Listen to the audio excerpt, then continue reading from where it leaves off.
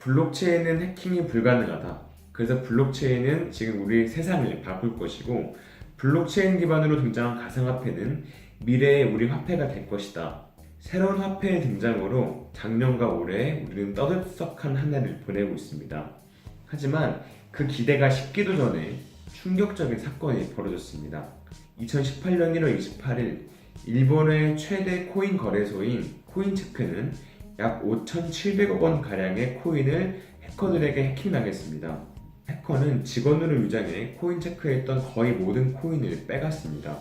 코인체크는 해커들이 가져간 코인들을 블랙리스트로 지정해서 현금화하지 못하게 만들 것이다 라고 자신있게 말했지만, 해커는 이미 모든 코인을 현금화하고 유일히 사라졌습니다.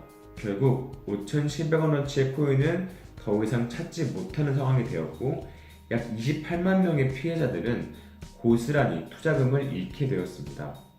자, 그렇다면 여기서 하나의 큰 의문점이 생깁니다. 분명 블록체인 기술은 해킹이 불가능하다고 했는데, 블록체인 기술을 기반으로 한 가상화폐는 도대체 어떻게 해킹당할 수 있었던 것일까요? 저도 제 채널을 통해서 블록체인 기술을 왜 해킹당할 수 없는지 소개했던 경험이 있기 때문에 코인체크의 해킹 사례는 저에게도 무척 당혹스러운 사례였습니다. 그래서 저는 블록체인으로 기반하고 있는 가상화폐가 어떻게 해킹당할 수 있는지 그 정보를 한번 모아봤습니다. 결론부터 말씀드리자면 블록체인 기술은 해킹이 불가능한 것이 맞습니다. 그렇지만 코인 거래소, 즉 가상화폐 거래소는 해킹이 매우 쉽습니다. 해커들은 블록체인 안에 있던 코인들을 가져가지 못했지만, 코인 거래소, 즉 가상화폐 거래소에 있던 코인들은 쉽게 빼갈 수 있었습니다. 이 상황이 어떻게 가능한지 이해하기 위해선 가상화폐 거래소가 어떤 역할을 하고 있는지 먼저 알아야 합니다. 원래 가상화폐가 만들어진 대로라면 사람들은 각자 자신의 전자지갑을 가지고 거래를 해야 합니다. 개개인의 사용자가 가진 그 전자지갑이 하나의 블록의 역할을 하는 것이고, 그것들이 서로 연결되는 형태로 분산되고, 그것들이 연결하는 체인을 통해 관리와 거래가 분산된 형태로 진행되는 것이 원래 블록체인 기반의 가상화폐의 유통 방식이었습니다. 하지만 국내외 대다수의 가상화폐 거래소들은 모든 사람에게 각각의 전자지갑을 지급하고 있지 않습니다. 그 대신 가상화폐 거래소에 있는 큰 지갑 안에 모든 사람들의 코인을 넣어두고 그 지갑에서 코인을 꺼냈다 뺐다 쓰면서 거래를 하고 있습니다. 그 이유는 거래소에 있는 모든 사람들이 각자의 전자지갑을 가지고 거래를 하게 되면 거래량이 너무 많아져서 거래 사이트가 다운될 수도 있고, 또한 거래소를 운영하는데 큰 돈이 들기 때문에 대부분의 가상화폐 거래소들은 개개인에게 코인 지갑을 지급해주는 대신에 코인 거래소에 하나의 큰 지갑을 마련해두고 그 지갑을 통해서 거래를 하고 있습니다.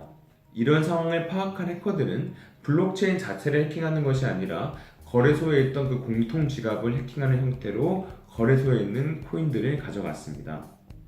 블록체인 기술은 분산을 통해서 그 안정성을 도모했는데, 거래소는 그 블록체인 기술의 원리와는 정반대로 중앙 집중력 시스템으로 거래소를 운영했기 때문에 해킹을 당했던 것입니다. 사실 거래소가 해킹당한 것은 그렇게 놀라운 일은 아니었습니다. 오히려 예측 가능한 일이었습니다.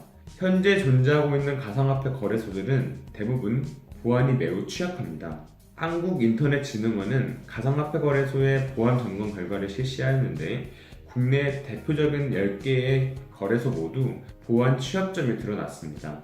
그나마 큰 규모의 거래소들은 최근 들어 보안에 많은 돈을 투자하고 있지만, 그렇게 크지 않은 규모의 거래소들은 보안에 투자할 여력조차 없는 상황입니다. 가상화폐 거래소는 일정 요건만 충족하면 누구나 설립할 수 있습니다. 그러나 가상화폐에 대한 법적 규제가 만들어지지 않았기 때문에 가상화폐 거래소에 은행처럼 높은 보안 수준을 강제할 수도 없는 상황입니다. 이런 상황에서 거래소의 모든 코인을 모아두었으니 해커들의 아주 맛있는 먹잇감이 되었던 것이죠. 하지만 정말로 큰 문제는 개개인의 사용자나 정부도 가상화폐의 그 흐름을 정확하게 알 수 없다는 점입니다. 가상화폐 자체가 어떤 중앙 통제에서 벗어나기 위해 만들어졌기 때문에 원리적으로 그 흐름을 정확히 예측하거나 간섭하지 못하게 만들었습니다.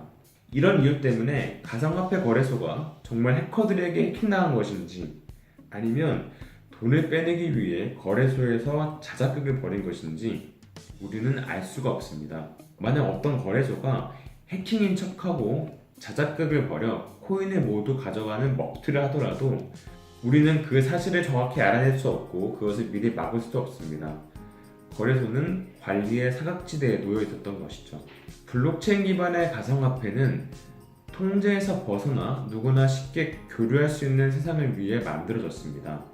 하지만 지금은 코인의 가격이 급등하면서 이 기술이 만들어진 이유가 망각되고 코인을 얻기 위한 치열한 쟁탈전이 벌어지고 있습니다. 이 결과 거래소의 보안이 어떻든 거래소에 어떤 문제가 있던 사람들은 거래소로 몰리고 있는 것이고 해커들은 이 점을 노리고 코인들을 빼갔던 것입니다.